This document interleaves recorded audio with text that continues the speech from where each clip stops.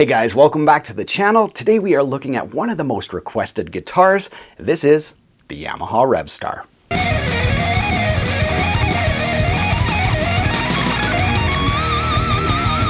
Yes, welcome back to the channel. I hope you guys are all having a very good day today. Now, if you guys are longtime viewers of the channel, you know I'm a huge fan of the Yamaha Pacifica, to the point where we even did a build on the channel. So much fun. But I've been getting requests to do the Revstar for years, and today is the day. So we're going to find out what's new on these guitars, because they just refreshed the entire lineup, what the quality control is like, and is it worth buying? So we're going to dive in and find out what these guitars are all about, and then plug them in and take them for a spin. Right, now the first thing to note about the Revstar is Yamaha has finally made it easier to understand their lineup. So there's three tiers. There's the professional tier, which is made in Japan. Those are very high-end, very expensive guitars. Then there's the standard series, which is what I have today. And these are the mid-level ones. They go for about $799. So we're going to talk about that, how it competes in the marketplace versus other guitars, and if it's a good buy, of course. And then there's the Element series. And those are the entry-level ones. So professional, standard, Element, easy to understand, different price tiers and different features. So today we're looking at the standards. Let's jump in and see what you get for the money. So let's find out exactly what we're dealing with before we plug these in and test out the tones. Now, as I mentioned, these are both standards. One has humbuckers, one has P90s and a tailpiece, which definitely gives it a little bit more of a vintage vibe. I think it looks really cool, but spec-wise, identical other than the obvious differences of the pickups. Now, Yamaha has always done a very good job offering value for money. I really felt like that 612 Pacifica, when compared up against a lot of guitars in the price tier, offered, a ton of value. So we'll see if that carries on here. Now, there's a few notable things on this guitar on the neck. Number one, stainless steel frets. Yes, that makes me very happy. You will play on this guitar for decades and not have to worry about fret wear. So absolutely fantastic, especially in this price tier. Not a lot of guitars in that price tier have the stainless steel frets. So that is a huge plus. Number two, carbon reinforcement rods in the neck, which means this neck is going to be stable. So that's two huge wins right off the bat. Stainless steel frets, carbon reinforced neck, and satin. This is a feature I absolutely love. More manufacturers are doing this. It just makes sense. You get that shiny gloss, beautiful body, but you get the playability of satin on the neck. So that's like three big wins on the neck. Stainless steel, carbon reinforcement, satin. That makes me happy. Well, so far so good when we're talking value for money. Now, as I mentioned, mahogany neck, and the fingerboard is rosewood. Some really nice inlays there. I think it complements, the vibe of the guitar well. I think they look really cool. So yeah, mahogany reinforced neck and rosewood fingerboard. Now, as for the body, it's a mahogany body. There is a nice, I'll try to catch it in the light there, nice contoured heel joint on the back. So mahogany body, little belly scoop there as well, and a maple top. And all the Revstars are built like that. So mahogany body, maple top, doesn't matter if it's painted or not. Now, it is a chambered body, and they've done most of the chambering in this area here. And the reason for that is to get optimal balance. And I gotta say, this guitar, I guess you can't see it, but yeah, it's extremely well balanced. So all the chamberings here, which leaves some of the weight here, which means no headstock dive. So very well balanced.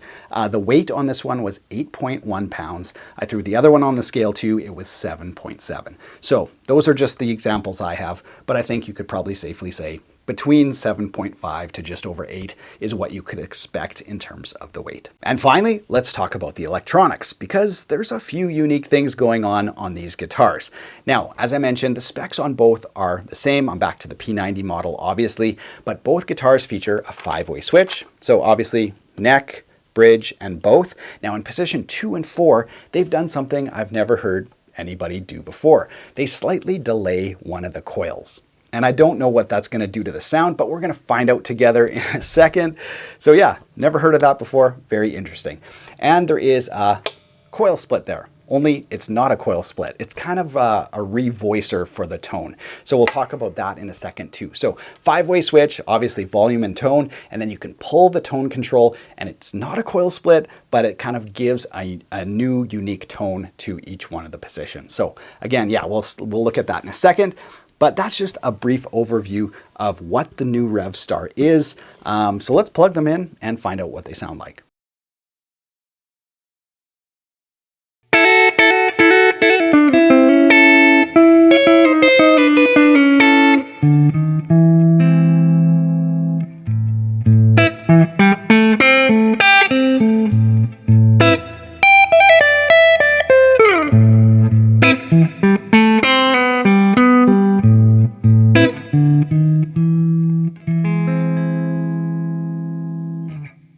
So yeah, that neck pickup, nice and full. When you dig in, you get some brightness. And when you kind of soften up,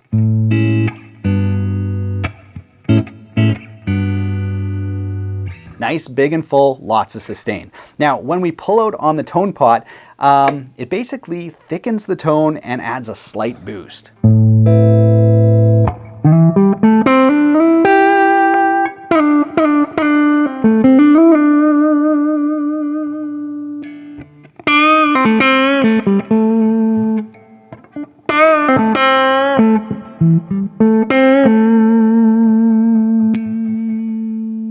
It reminds me of like an old Gretsch that I had that had the tone toggle instead of the knob. And when you pull this out, it kind of just gives you like half a roll off of your tone control. Really reminds me of that, but it does boost the signal as well.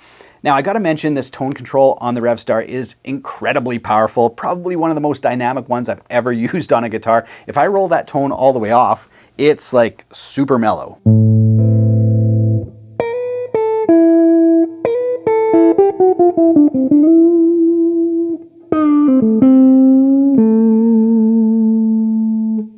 So just to show you how versatile this guitar is, just in the neck pickup, I'll do the lick. I'll do a lick 3 times. Open, and then I'll pull the control, and then I'll dial the tone off.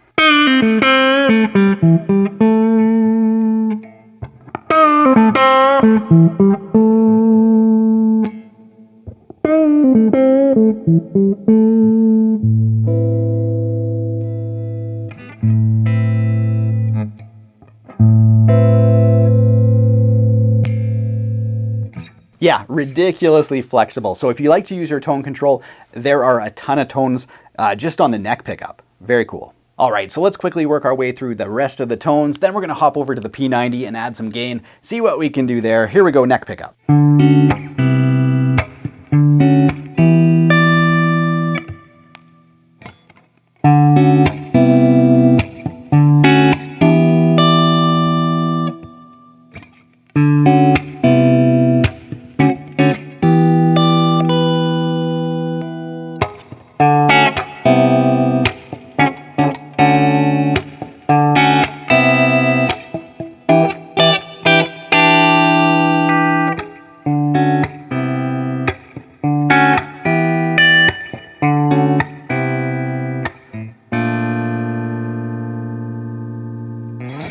Now I gotta say that position 2, surprisingly funky, I gotta say.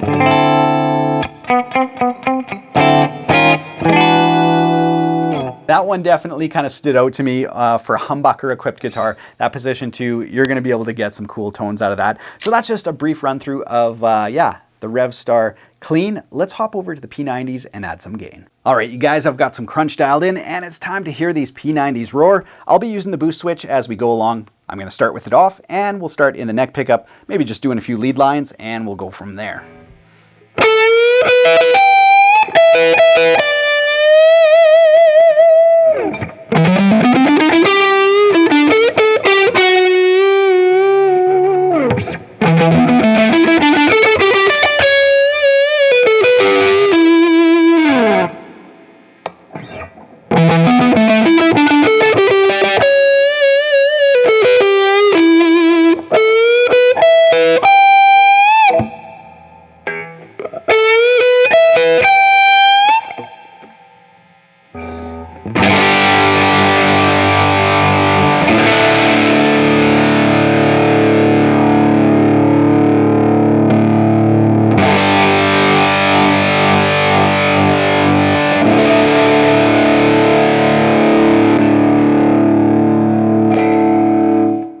Yeah, right away those P90s sound great. Just so much grit to them. Let's go to the bridge and do some of the same stuff there.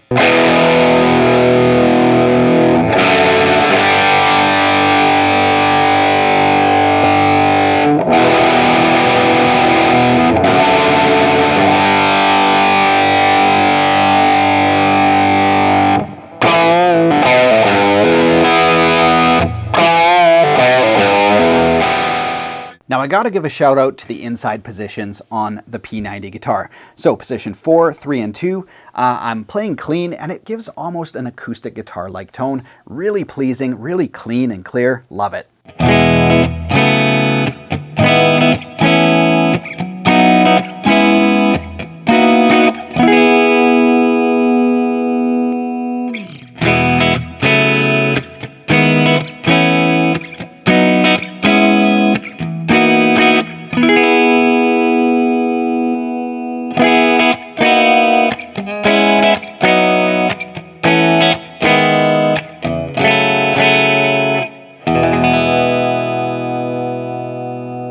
Yeah, really beautiful tones on the inside positions there. And then you guys heard with the gain on the neck and the bridge. Yeah, really great tones on the P90s. So here are my final thoughts on the Revstar.